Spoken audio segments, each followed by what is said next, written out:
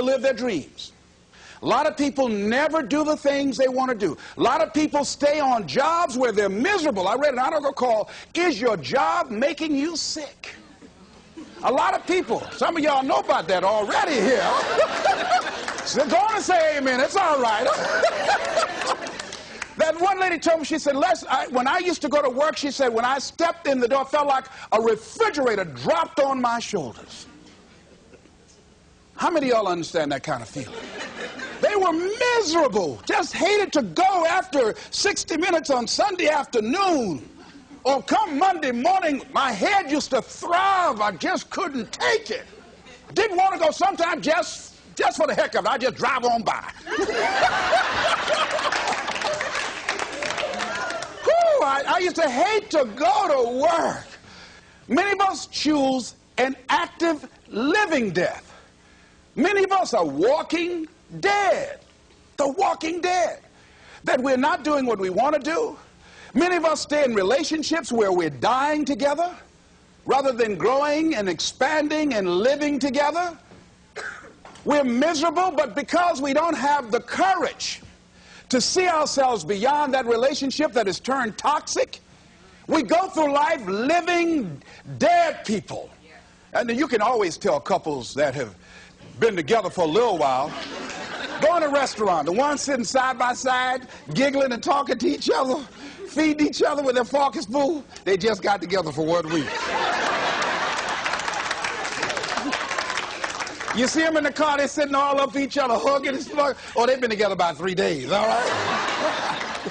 But if you see people in the restaurant, see a couple, and they're sitting in front of each other.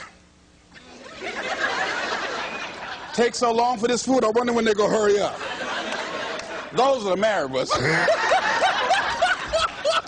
But what if I know people have been married for years, living in 2 separate rooms, sleeping in 2 separate beds? Well, it's cheaper to keep it. Not necessarily. It's according to the price you want to pay.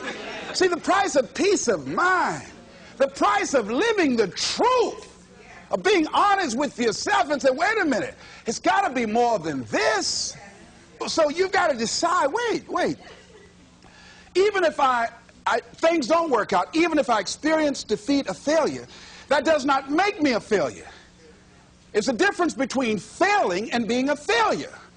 If things don't work out, if you don't produce the results you want, that's all. But don't confuse who you are with the results that you produce. I used to be a state legislator in Columbus, Ohio.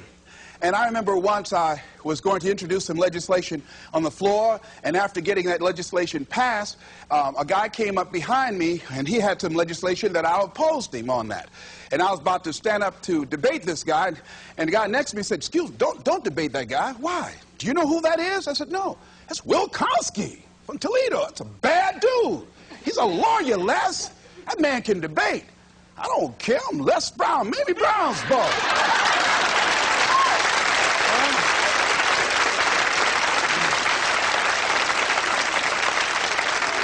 So I raised my hand. "Mr. Speaker," he said, "the gentleman from the 29th House District?" I said, "Yes, sir. To tell the gentleman I'd like to take him on. Challenge him on this legislation." He said, Will Kosky said, "I would more than like to, Mr. Speaker." Everybody would say, "Whoa." I asked him some questions. He responded. I say, I wonder why I asked that man that question. Will Kosky wore me out. I mean, I was so embarrassed, I just limped back to my room with my yes, I can attitude. However, here's what I learned. When you win, see, if I win a debate, I win because of what I know. When I lose because of what I don't know. So I had to check out, what is it that I did not know? I wasn't prepared. I did not do enough research. I did not do my homework. So he handled me like he wanted to. So I came back again. I waited on some other legislation, did my homework, but he was more than able to take me out again. But pretty soon, each time it would take him, it would become a little bit more difficult and a little bit more difficult. And the older guy said, would you argue in behalf of this legislation for me? I said, sure. I started volunteering to do work in the legislative committees for the older guys. I said, absolutely. And the more I did it, the better I became. And then people began to start respecting me. And when I would ask and say, Mr. Speaker, I'd like to speak on that bill, some guys' lips start trembling and stuff, like Jimmy. Wait a minute. Is there anything wrong? Do we have a problem here?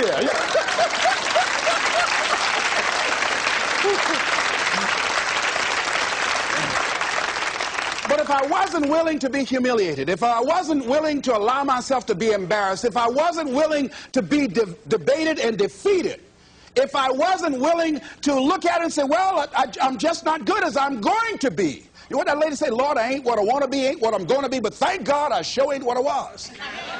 Does that make sense?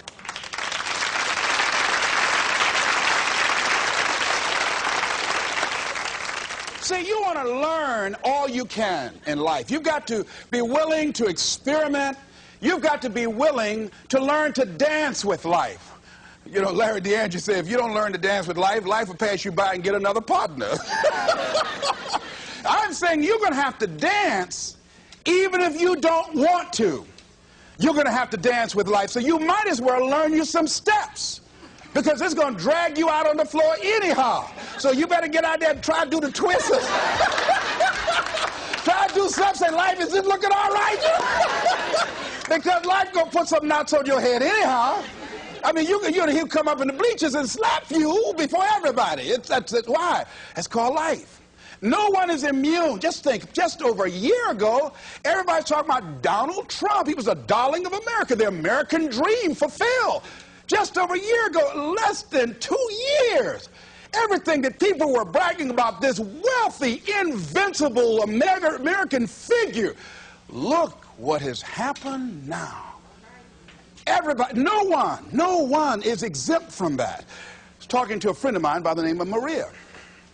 And Maria, who was diagnosed as having muscular dystrophy at age 15 and wheelchair bound, figured that enough had happened to her. She was somewhat immune, she felt, unconsciously, from any more accidents or misfortunes in life.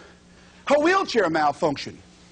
She fell out, suffered a closed head injury, almost went blind, lost her memory and concentration for a long period of time. She said, on that day, Les, I decided to live. I said, why? She said, life is about today.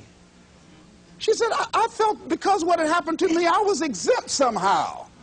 No. Life will knock on everybody's door. I don't care who you are, care how nice you are. Life will come get you. People will dislike you because you're nice. Oh, she thinks she's nice. Some Miss Goody Two-Shoes. People will dislike you because you look better than they do. Because you have more than they do. They'll be envious and make up lies about you and attack you. Be envious of you. Why? I don't know. That's the way they set it up. I don't know. I don't even ask any questions. That's just the way it is. That's the way it is. Handle it. And that's what Maria said. Les, I'm going to live.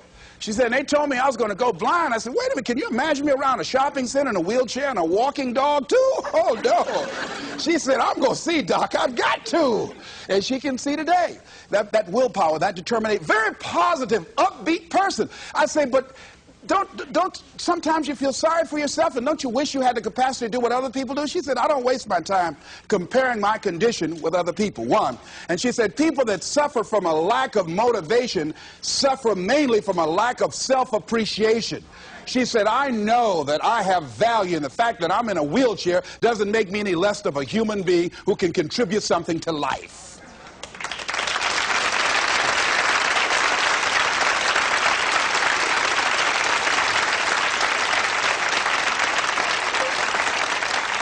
And I'm saying that all of us can begin to affirm that my life is worthwhile. Doesn't matter what I've experienced.